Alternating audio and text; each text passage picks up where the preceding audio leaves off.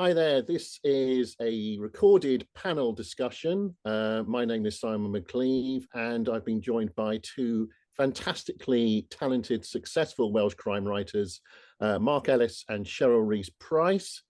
And we're going to have a discussion, and the name of this panel discussion is The Thin Blue Line. But the first thing I'm going to do is I'm going to introduce Mark and Cheryl and give you a little bit of details about them. So Mark is a thriller writer from Swansea, a former barrister and entrepreneur, and has created DCI Frank Merlin, an Anglo-Spanish police detective operating in World War II London. So that's all set in the Second World War, in the Blitz. It says here, based on sort of family connections to the Second World War and the bombardment of Swansea. And it says here that there are 5 DCI Frank Merlin novels.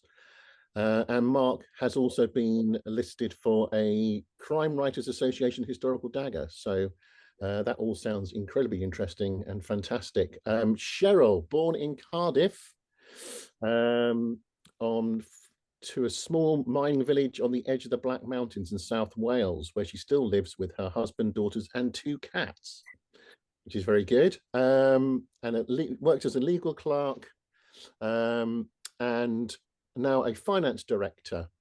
And you're, sorry, I've made notes, so I have to turn these over. Detective Inspector Winter Meadows is Cheryl's character, set in the close-knit valley communities of South Wales. I think there are 8. Am I right in thinking there are 8? Yeah. D.I. Meadows, D.I. Meadows books. So these are our 2 fantastic writers. My name is Simon McCleave. I'm at the opposite end of this country.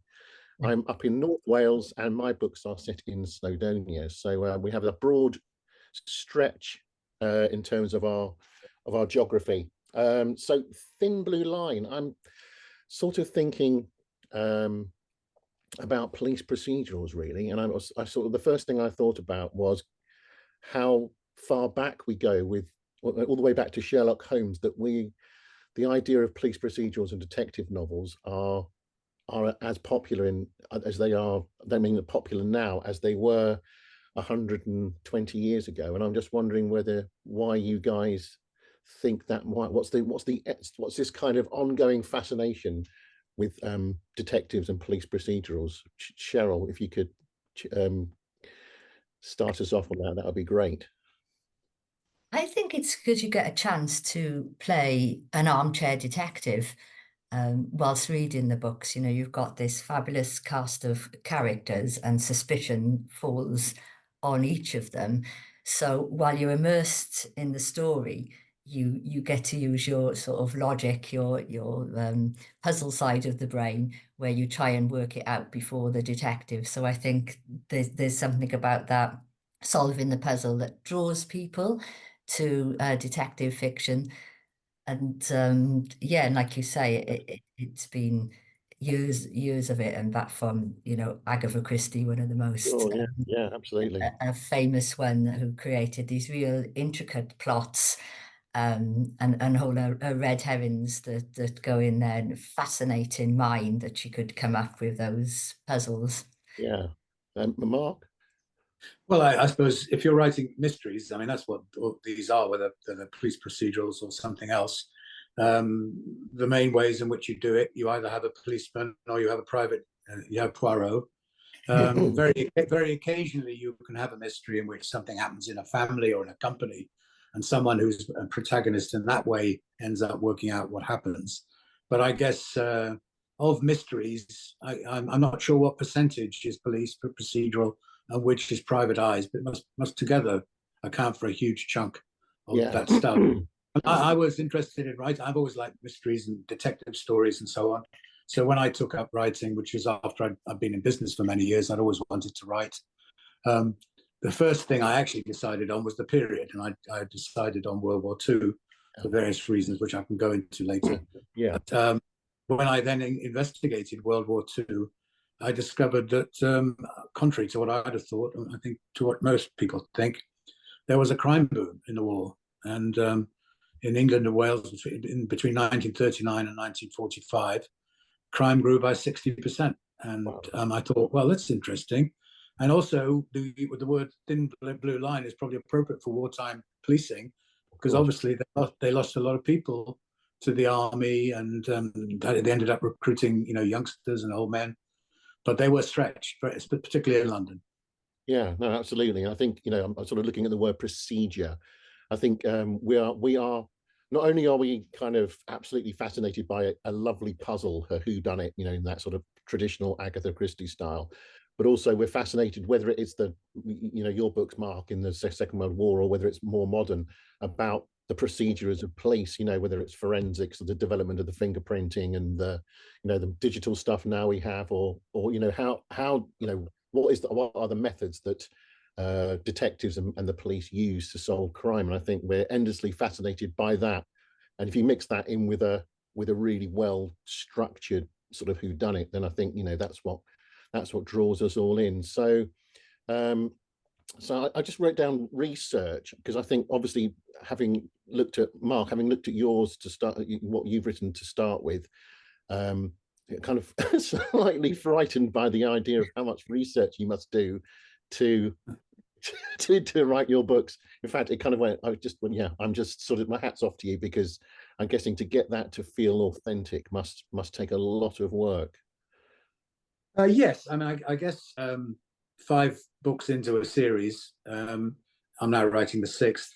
To a certain extent, a lot of it is sort of already fed into my brain cells. Sure. So I think like I'm in, well, my other half says I'm living in 43 at the moment, earlier in the series, 1940. But yes, I do a lot of research. But what it really boils down to now is, having done a huge amount of research before I started in the first place, with each book now, I'm just really focusing on the particular period of the book. So I usually spend 3 to 4 months before I start writing, immersing myself in that particular period. And for my last book, well, let's forget the last book. Let's do the one I'm doing now. But for what I'm doing now, I'm in the summer of 1943. So I spent 3 or 4 months researching the run-up to May, June 1943. And often it's when I'm doing the research that I get my plot lines. Yeah. In the case of the current one I'm writing, I did have an idea or two, but they were supplemented by other things. And in my last one, which was Dead in the Water, which is the last one out, I was doing my research, and one of the things I discovered, that book is set in the summer of 1942. I discovered, unknown to me, that in August of 1942, legislation was passed which enabled the American military authorities to have full jurisdiction over any American charged with a crime. So that was taken out of the hands of Scotland Yard or police in general, and they took control. So part of my storyline in that book is that my character Merlin is investigating a crime supposedly committed by a Black American airman, and he thinks the Black American airman is being given a hard time by his own people. But then all of a sudden that is taken away from him, and part of the story then is how he tries to protect the Black airman or save him from a Rod Steiger in the heat of the night military policeman on the Americans. That sounds fascinating, because obviously that doing your research has thrown up in a whole kind of different storylines that possibly you may not have even explored. So that's fantastic. Cheryl, how much research do you do before you start writing, and how, well, I've written down the word authenticity, I suppose. So how do you feel like your police procedurals need to be relatively authentic? I think they do. So I do quite a lot of research before I start writing the first draft. So I've usually got a list of topics that I'm researching. On top of that is UK police procedure. Because I think, you really have to get most of that, as much as you can, right, to lend credibility to the story. So you can't rely on Google, because Google is a great tool. So, you can look up things, but I use a lot of reference books.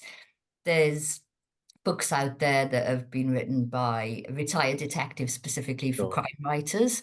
And they're really, really useful books. I've got the Blackstone's Crime Investigators book, Okay.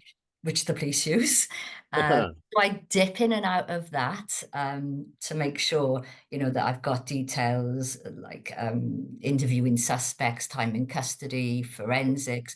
There's an awful lot to cover when you're doing police procedure. At the Yeah, same time, you know, you don't want to weigh down the narrative with all these details. So it's finding a balance between the two, and you do have to take some creative liberties because things don't happen, as you know yourself, as quickly in real life as they do in crime fiction. And then you've got a lot of people that work in these teams, in these departments to solve the crime, which wouldn't really work in fiction. So I tend to keep a smaller team together to work on. So, you know, it just wouldn't work to have that many characters in a book that there are in real life. But it's not just the UK police procedures that I sort of research. There's lots of other things, you know, your weapons and poisons, whatever yeah. method you're using. And then there's the antagonist, Yes. the reasons why people commit crime. Yeah. There's true crime documentaries. That's one of my favorite ways of researching. I've been watching 24 Hours in Police Custody. Oh, I yeah, don't know if yeah, you've seen yeah. that. I And some of the stuff that happens there, you really couldn't make up, but No. it gives you an insight into the working of the police department and some ideas from the other side, from the people who commit the Sure. crimes. I find that subject fascinating. I interviewed an ex-con a few years ago. He'd served well over 15 years in prison for what you can imagine was a very serious crime. I wasn't sure I wanted to do it. A bit nervous, actually, Yeah. to conduct these interviews. But what I heard was a very sad story. You know, he'd had a hard sort of childhood upbringing, and this sort of snowballed into the point in his life where he did commit this crime. I think we've all got a breaking point, Mm. and you know, you need to ask yourself the question, what would you do in that situation? So I'm really, when I'm researching, I'm looking at both sides of the crime, from the police investigating to the actual criminal who has got themselves in that situation. Sure. Yeah, no, that's exactly right. And I thought you said the word balance, and it is that. I mean, I'm really lucky that I used to go to take my kids to the school gate, and there was a detective sergeant.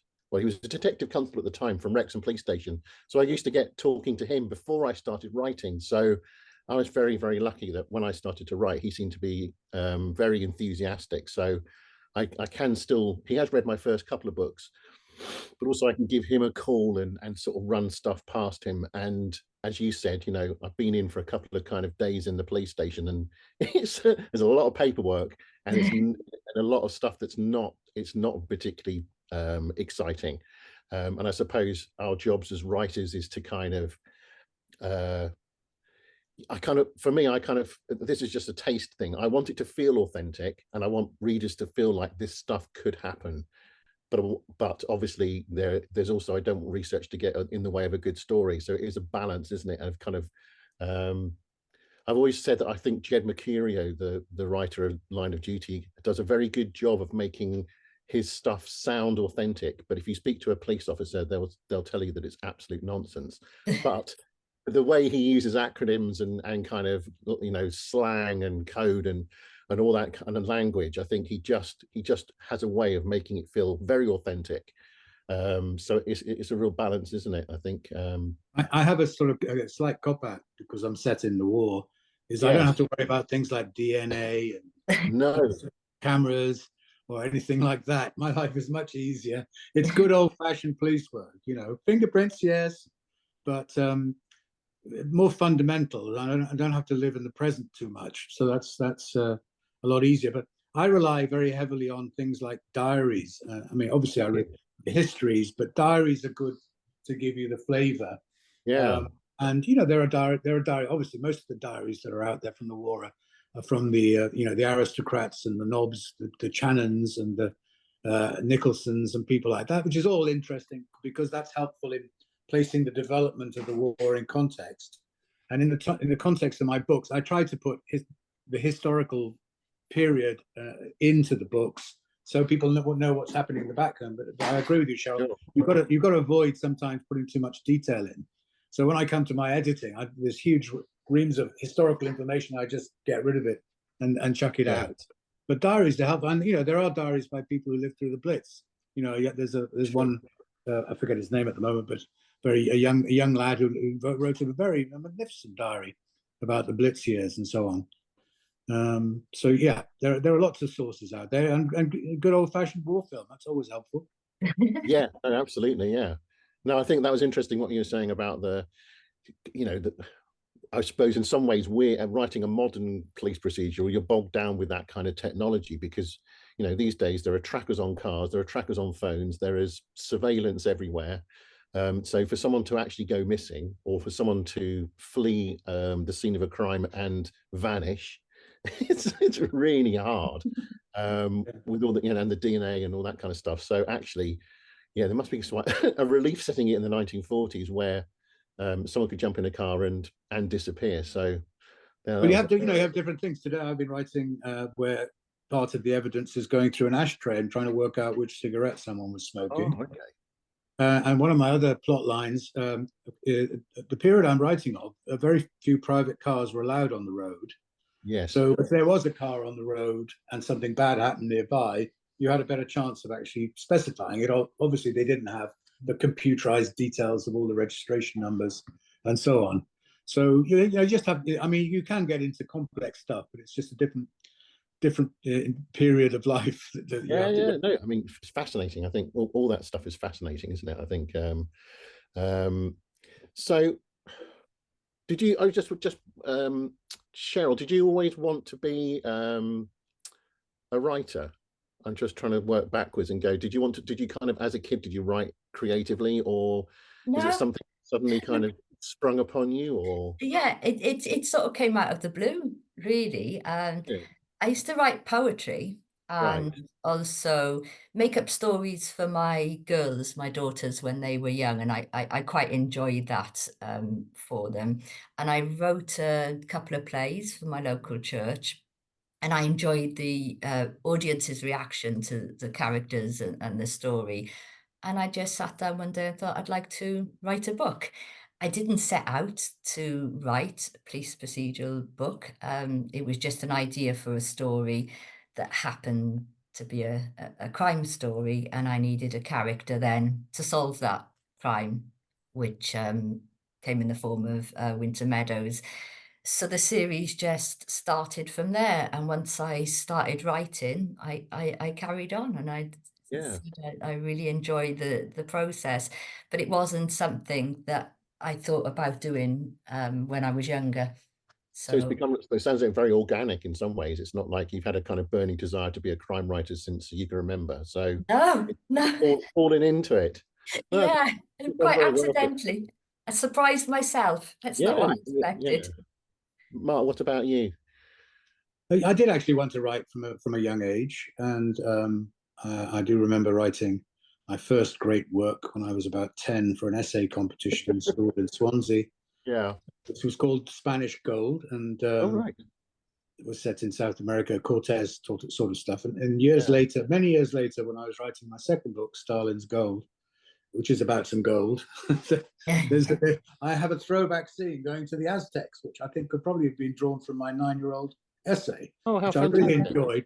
And it probably wasn't essential to the storyline, but I argued with the editors saying I want it in, and there it is. It's in now. Really? But I did want to, and when I went to university, I do remember sitting down and writing something, you know, like set in the Glittering Prizes type thing, if that means that, if you remember that Frederick Raphael book in university and so on.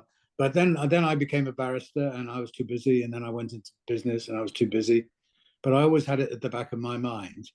One of my I went to school in Mid Wales, in Llandovery, and one of my English teachers there who's amazingly still going, he's in his late 80s, said, "You got a nice turn of phrase, Mark. You might be a writer one day." Oh, I had the satisfaction of saying you were right to him the other day. So fantastic.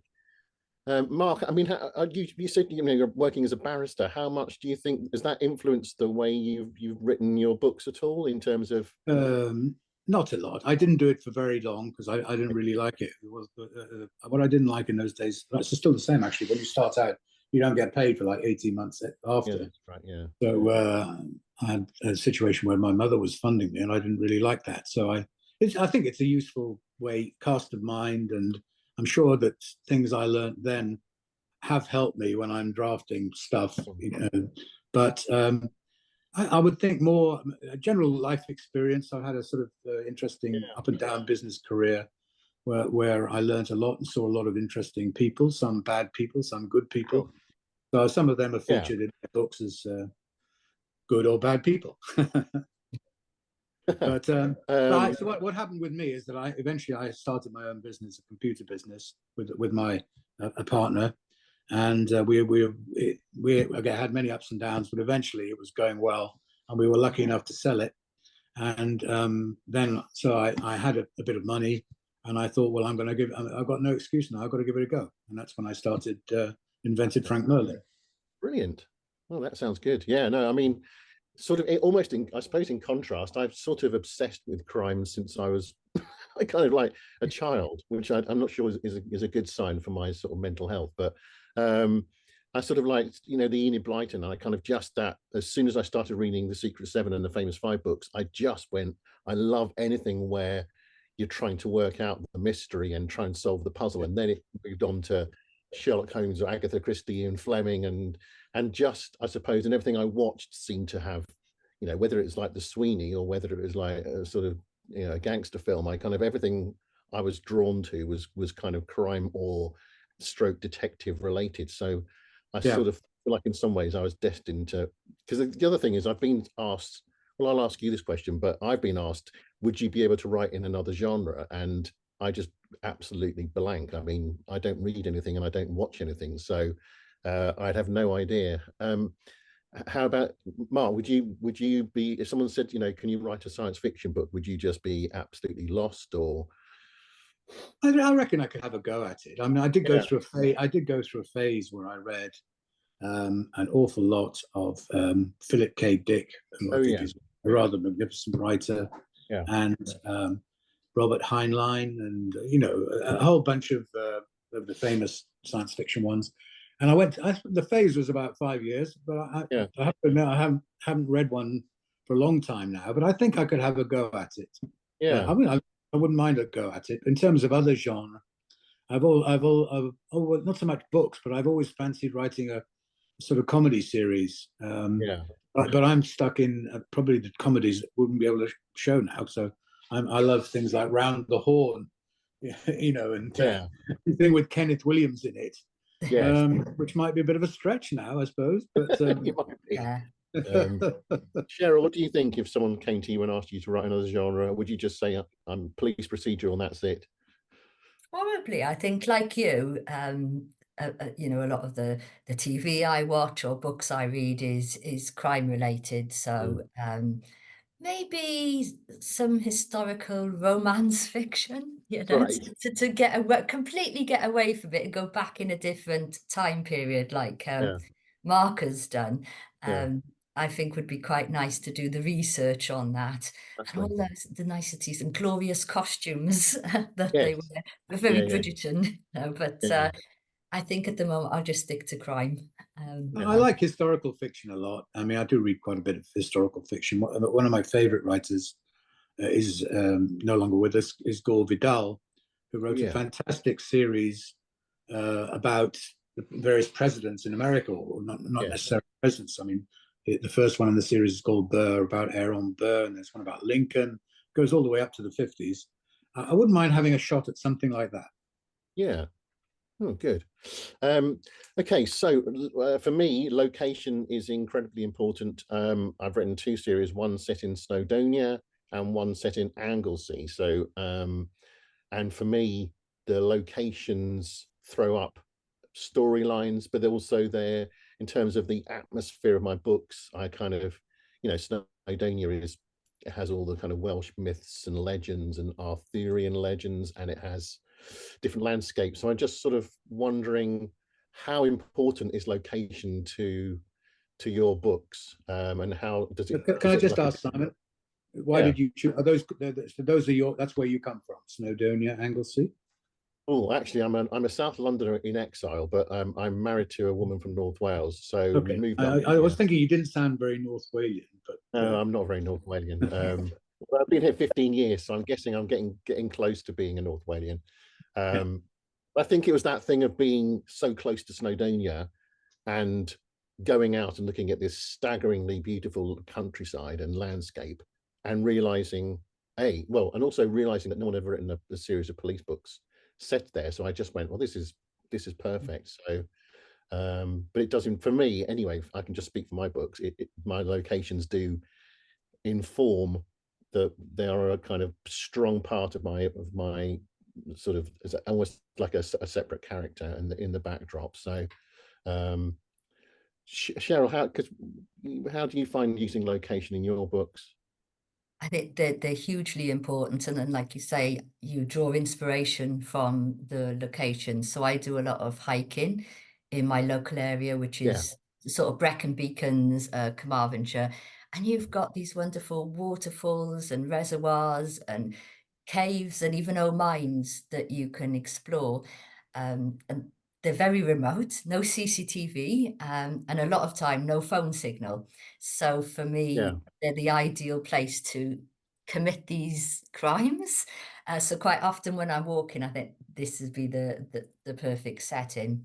I think what I try and do is contrast these dark elements of crime against this beautiful landscape, which can work yes, quite well.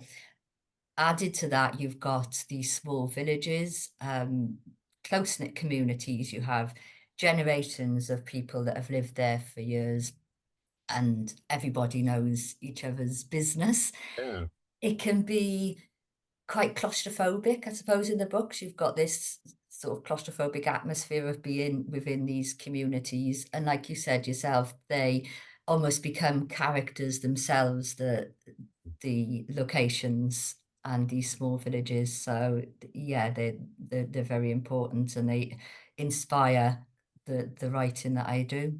yeah. Although I do tend to ruin sort of family trips out by spotting places where bodies might be hidden, and my kids Yeah, going, Dad, that, why do you? I'm very guilty of that myself. Yeah. Yeah, Dad, that's a bit kind of dark. You know, we're out for a nice picnic. Um, so, Mark, I suppose you've almost got the complete opposite of what we've got, which is, you know, one of the biggest cities in the world during a war. But Yeah, well, London is a character, like as you say, Snowdonia, yeah, characters. I mean, London is a character in my books. I have a similar scenario where I drive around in a family car, and I say, "Oh yeah, that's where that bloke got killed in book 3." yeah. Because one of my last ones is in Cheney Walk. I say, "Oh yeah, Oh, okay, yeah, he ended up in the river over there," and they say, "Yeah, yeah, shut up." Um, yeah, London is the character, and it features massively in all the books. And but I do have other stuff, other places. In my books, I've got Merlin solving crimes, but there's the historical background, and then sometimes real characters come in and flit in and out. They never have a major part. In my first book, which is set in the American murders in the American embassy in January 1940, the ambassador was Joe Kennedy, who was not a very nice man, and but so he features. He's in and out of the story a little bit, yeah. and so I have a scene where he skipped when the Blitz was starting because when there was the prospect of the Blitz, because he was afraid he was going to get bombed. So actually, at the time of the book, he's in Florida. So I have a scene in Florida where he's lying in a pool with a young girlfriend, because he had lots of young girlfriends to Joe Kennedy. I understand. And you know, I have other scenes. I had in my second book, which I mentioned briefly, about the Stalin's Gold, which is now, by the way, called In the Shadows of the Blitz, because my publishers have renamed some of my books. Oh, okay. Right. And the opening scene is Stalin with Beria discussing this gold that's gone missing in Spain. And I won't bore you too much with the plot, but there's some gold that the Spanish are sending the non-fascists are sending to Stalin because he was helping them in the Civil War. Anyway, some goes missing. So I have a really nice scene in Moscow where he's talking to Beria about we must get this gold back. And so other places that feature, I've got scenes in Buenos Aires, Berlin, Moscow, I just mentioned, Paris, Warsaw, and I went to Warsaw to research a bit of that. That's quite good. That was quite good fun. So I do have other places get a look at. But sure. London is the king.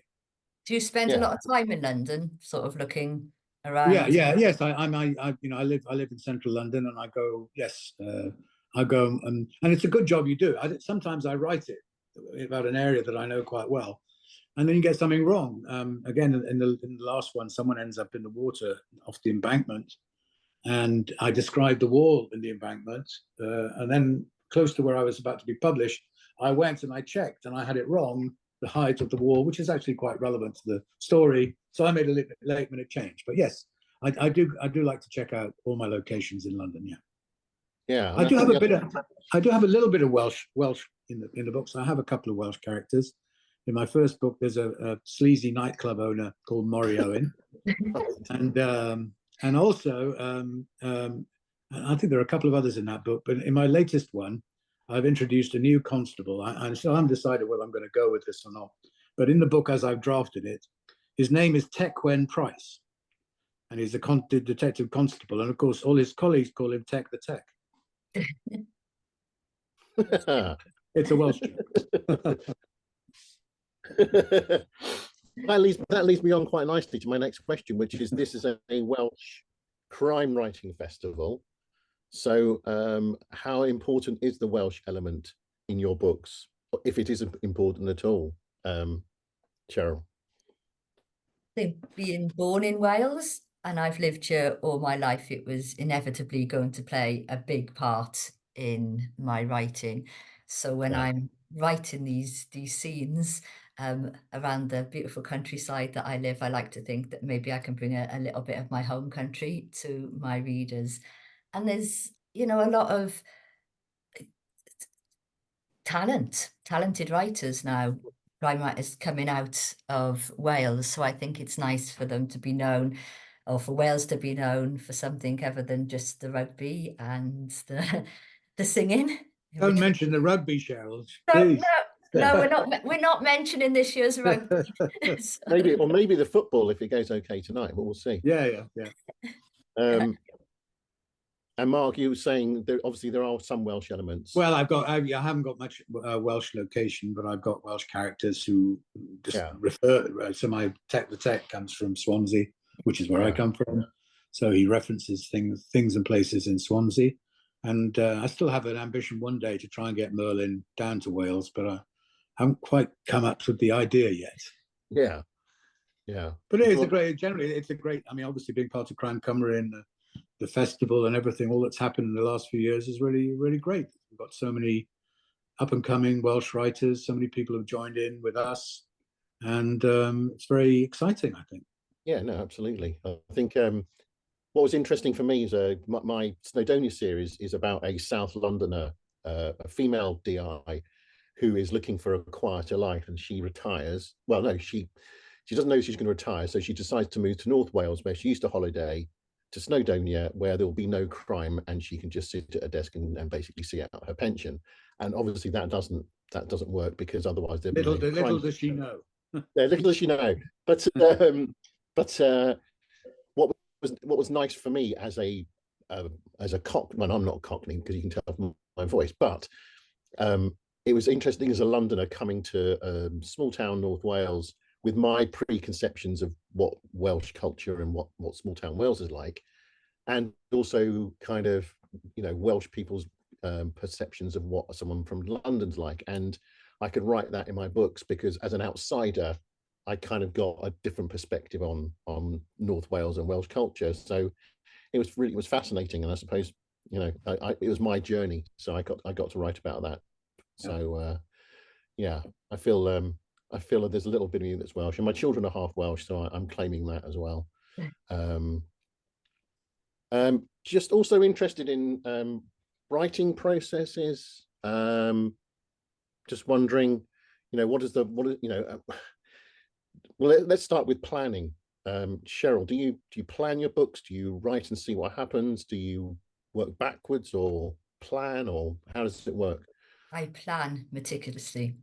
Do you? Every detail is set out before I start writing the first draft. So, like I mentioned earlier, it's the research. So I have a whole Yeah. list of research that I have to do, then an outline of the plot, sort of the bare bones, and bring in the Yeah. characters. So I spend a lot of maybe 2 or 3 months on the planning before I start writing.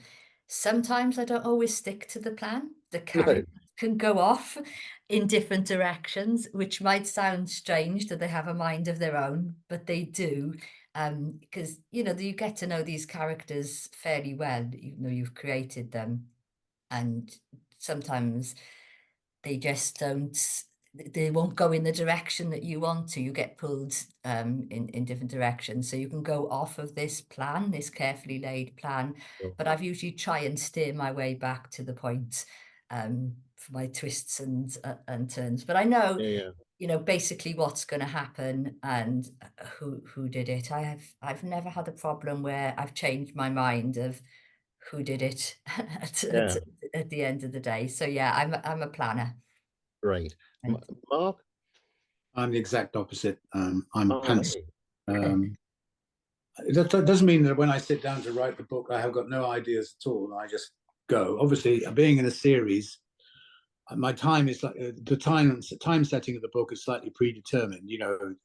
My fourth book was the summer of 1942. So usually I allow myself a 9-month gap. Sometimes there's a variation, but this is like 10 months.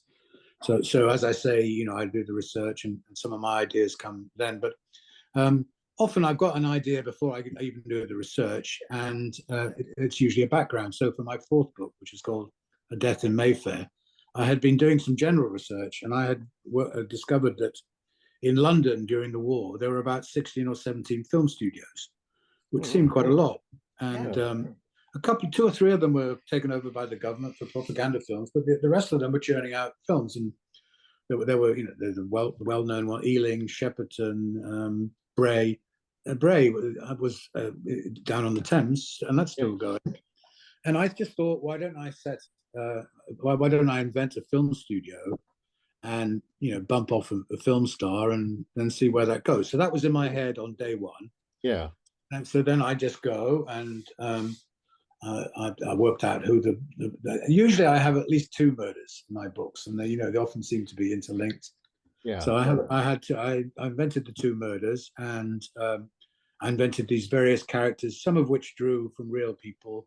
So the entrepreneur behind the film studio was rather based on Alexander Korda. Oh yeah. If you remember him, London Films, he produced things like The Third Man, which is my favorite film. And one of the actors is based on Rex Harrison, who was a bit shady, but he didn't treat women very well. Right. I think 2 of his wives, or 2 or 3 of his wives committed suicide, which is not a great record out of 6. And I got another character vaguely based on George Formby, and George Formby was not the cheapy, jolly, happy chap that we all know from the films, or people of a certain age know from the films. He was a bit weird. But they're characters based on them, but they're not them. So I did that all quite early on, and then I just see where it takes me. And usually I manage to work out a sensible ending, but often I don't really know who's done what, usually until 3/4 of the way through the book. And so it's all exciting to me. I said, what's going to happen? Yeah. I don't know. I'm sort of in between, I guess. I sort of know, I suppose I'm looking for the moment in a book where at the end the audience have that twist where they are just thrown, I suppose, and they are like, I never knew that it would be the mother, or whatever it might be, which I mean, always hard to pull off, and I'm getting harder to pull off now than ever before because everyone's so savvy. And I know how it starts. I just don't know how I'm going to link those 2 bits together. So the beginning bit, the opening act is planned, the final kind of denouement is planned, and the middle bit is sort of let's see how we can join these two together, which is sort of a bit of a process of discovery. And are you a great editor? I mean, do you do a lot of edits?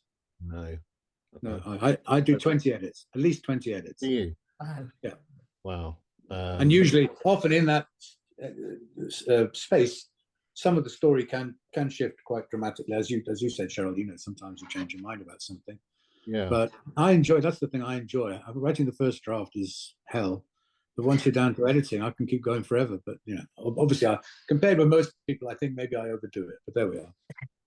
I never really have a major edit, or yet I'm yet to have a major edit, you know, from the publisher. It's usually pretty clean when it goes off. Yeah. So you'll do that, a lot of those edits, and then submit what they think is your first draft. No, they know I do all they know how I work now, and, Right, and okay. they're happy to wait until I've done all the edits that I'm happy with, and hope as usual they don't have that much work to do.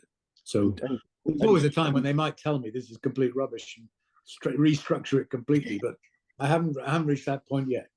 And are you relying on someone else to do any edits for you? So are you showing it to anyone, or are you? I show it to a good friend. The first 3 books I showed it to a good friend of mine who were barristers together. Yeah. And unfortunately he died. And then I got another good old friend who was also a barrister with me, and it was also in university with me. And he now gives it a first and last look. And if he's happy, and I usually pick up whatever suggestions he's had, then it goes to my publisher's headline, so and it goes off to them. Yeah. It's interesting. I had a very brief meeting with Ian Rankin. I mean, he didn't know who I was, but I just wanted to pick his brain about his process, and I was fascinated that he does what you do, Mark, which is he writes and has no idea.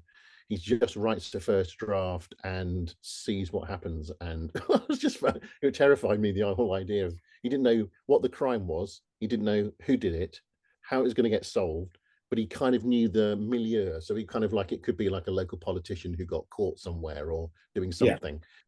That's all he knows. And he writes that. And then it's about 100,000 words. And then he kind of goes back over it. He shows his wife, who does some pencil edits.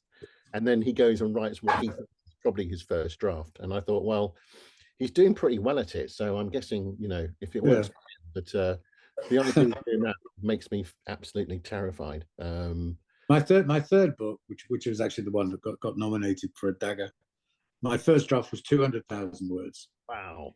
And I managed to get it down to 130. So it's still quite long. Yeah. And now I get complaints from readers. They say, because my last books have been about 100. So, oh, we really like the long, you know, I got reviews saying Dickensian, blah, blah, blah. I said, and they miss it. And I say, well, look, my publishing company don't want me to do 130 or 150,000 words. It costs too much to print. Yes. But J.K. Rowling does it, doesn't she, in her latest incarnation?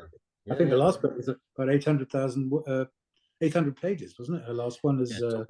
I can't. Oh, sorry, I'd momentarily forgotten her pen name for that. Robert Galbraith. That's it. So with writing process, Cheryl, how does your writing day? What does it look like? I'm not sure whether are you writing full time, or are you snatching bits where you can, I generally snatch bits where I can, so it can look different every day, depends on what work I've got on. So I do continue with some accountancy work and do independent reviews and some general bookkeeping. So I do slot it in. So I tend to do a lot of writing with pen and paper, not my computer. So my first draft is always handwritten. It's not and then I put it onto the computer after, which almost becomes my second draft because I'm cutting it as I go along. But I'm not the best of typists, and I find I get distracted, you know, by the red lines coming up for my bad typing. So I actually prefer to handwrite. I find it just flows better from that. I did that with my first 3 books, but then now I'm computerized. And Mark, what does your writing day look like? So usually I start when I get up. I've a quick cup of coffee and something, and so I'm starting off, somewhere between 9 and 10. Yeah. I usually work through till, say 1 o'clock. Yeah. Have some lunch. I may go to the gym instead of having lunch, trying to, as always, lose a bit of weight. But not every day I do that, and then I do another hour or two in the afternoon. Yeah. And that's obviously leaving aside that's after the research and when you're down to the nitty gritty. But Sure. I think I'm better in the morning. Definitely better in the morning. I think a lot of writers I've met say they're better in the morning. But No. Afternoon and evening. Late evening is probably my most creative time. Yeah. Is it? Yeah. I see. I sort of, I get up and like strong coffee, get writing, and then by lunchtime, sort of, there's a dog walk or gym or a snooze or all three, hopefully, and then maybe some other stuff in the afternoon. But actually, I'm just thinking about our publishing sort of stuff. So you're with Headline, Mark, aren't you? Yes.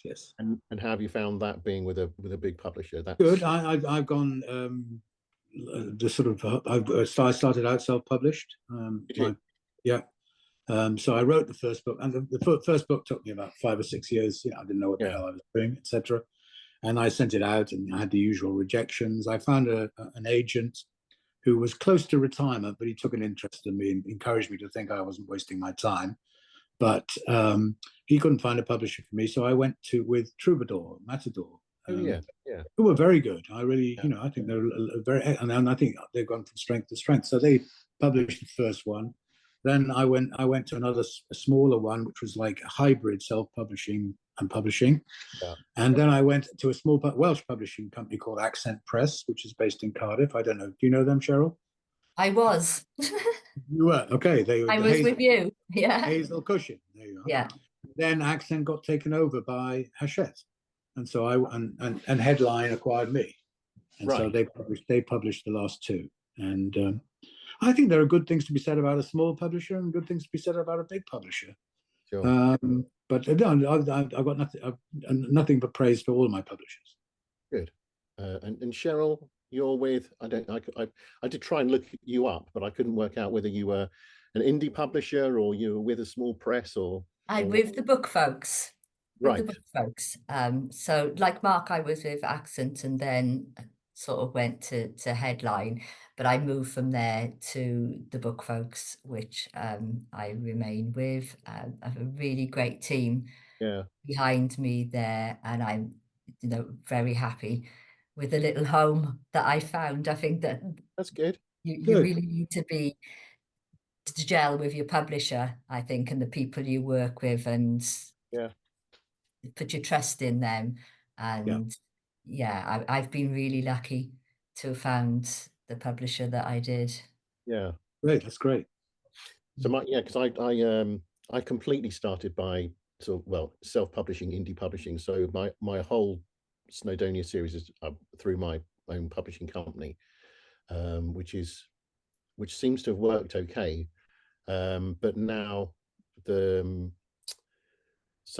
Avon, who are part of HarperCollins, came in for the Anglesey books, and they asked me to do that. And then I've got a book with Storm, so I'm sort of hybrid, I suppose, in that way, which is nice. I kind of like get the best of both worlds. The problem with being an indie is there's the access to getting my physical books into supermarkets or WA Smiths or wherever it is. It's literally impossible. So that's what having self-publishing is a much bigger thing now than it was when I started out. I mean, lots of people like yourself, I think you've been, as I understand it, one of the most successful independent self-published writers. And I know David Penny. I don't know if you know David Penny, but he's also in Crime Cymru.